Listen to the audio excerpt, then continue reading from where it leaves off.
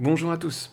Si je fais cette vidéo, c'est d'une part pour vous donner des nouvelles de la série, parce que c'est vrai que ça fait un bail que j'ai pas publié, donc c'est l'occasion de mettre un bon coup de collier, et d'une autre part aussi pour vous remercier. Merci de votre soutien, franchement, ça me va droit au cœur, vraiment. Il faut savoir que ce projet de faire NTX saison 3 en série audio, je savais que ça allait pas être simple, mais c'est vrai que c'est assez dur à mettre en place, surtout si j'essaie de concilier ce projet avec ma vie en général, qui est quand même pas mal occupé, donc c'est assez difficile de temps en temps, mais c'est vraiment vos commentaires et votre soutien qui me pousse à donner le meilleur de moi-même et à continuer. Et voilà, je voulais vraiment vous remercier, et pour vous remercier, du coup, je voulais vous présenter 6 titans inédits, 6 titans qui apparaîtront dans la saison 3, avec leur design, leur amulette, leur icône, que je vais vous présenter tout de suite. C'est parti.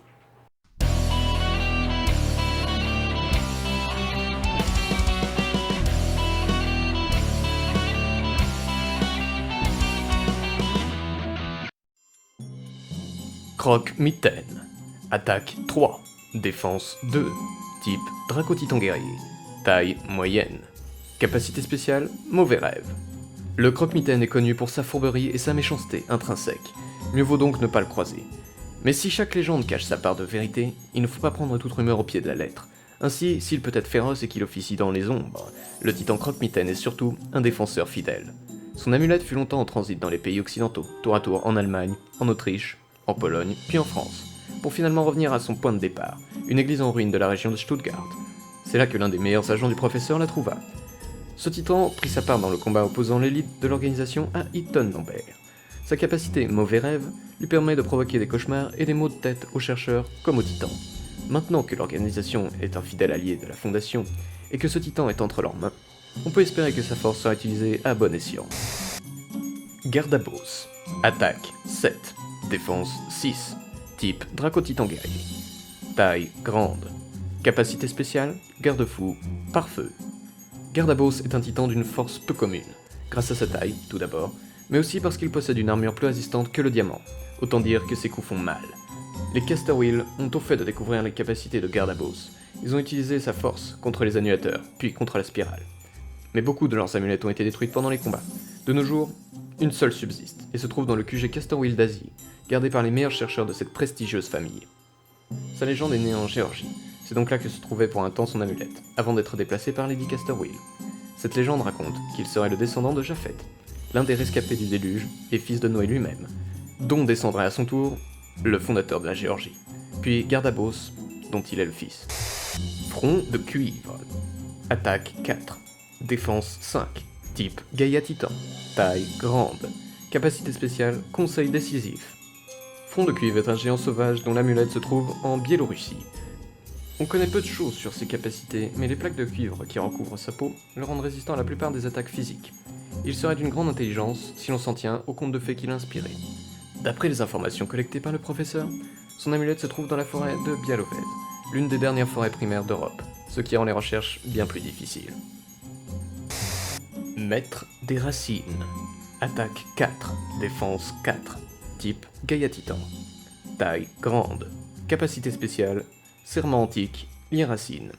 Contrairement à une bonne partie des Gaïa Titans, l'amulette de Maître des Racines fut abandonnée quelque part dans la savane africaine.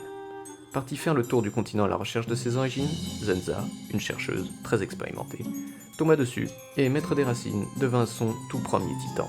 Il est très dangereux car il peut prendre le contrôle des autres Gaïa Titans des environs avec sa capacité Serment antique. Comme beaucoup d'autres titans de ce type, il peut également capturer sa proie dans ses racines. Mis en liberté, il contrôle les arbres morts, qui parsèment la savane pour se défendre contre ses ennemis. Magyar. Attaque 4. Défense 5. Type Draco-Titan guerrier. Taille moyenne. Capacité spéciale Carapace.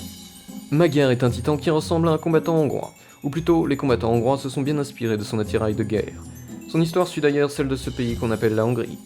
La plupart des chercheurs qui sont entrés en possession de son amulette la vérité de leur père, et leur père de leur père avant eux, avec pour unique mission de défendre le pays face aux envahisseurs, ou de faciliter leurs propres invasions. C'est au cours d'une de ces batailles mémorables qu'une amulette de Magyar atterrit dans les mains d'un chercheur Caster Wheel, bien mystérieux, Istvan Varro. Il était hongrois lui aussi, dernier locuteur connu de la langue comane, et surtout chercheur. Magyar le tira plus d'une fois d'un mauvais pas, mettant à son service ses puissantes attaques et sa cuirasse impénétrable. Sa capacité carapace lui permet de résister à des attaques hautement mortelles, y compris les puissants coups portés par les titans légendaires. Acéphale. Attaque 3. Défense 2. Type ectotitan guerrier. Taille moyenne. Capacité spéciale dard empoisonné. On parle dans les anciens écrits du peuple des Blémies, nomades d'Égypte, tout ce qu'il y a de plus banal au premier abord. Si ce n'est qu'ils étaient parfois dessinés en créatures pittoresques, avec des yeux sur les épaules. Certains pensent qu'il s'agit de fables et de mythes, ayant pour but de cristalliser la haine sur un peuple. Et peut-être aurait-il raison si le titan acéphale n'était pas responsable. Chaotique comme la plupart des ectotitans, il appartenait à un chef de guerre antique, Silco, qui s'en servit pour étendre son territoire. Le professeur, toujours en avance sur les autres chercheurs, pense avoir localisé ce titan sur l'île de Philae, malheureusement englouti dans les années 1970.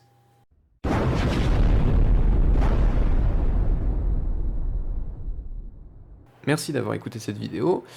On se donne rendez-vous pour la saison 3 du coup, et peut-être si jamais ça met plus de temps, d'autres vidéos qui vous présenteront l'avancée du projet, voilà. Encore merci de votre soutien et à bientôt.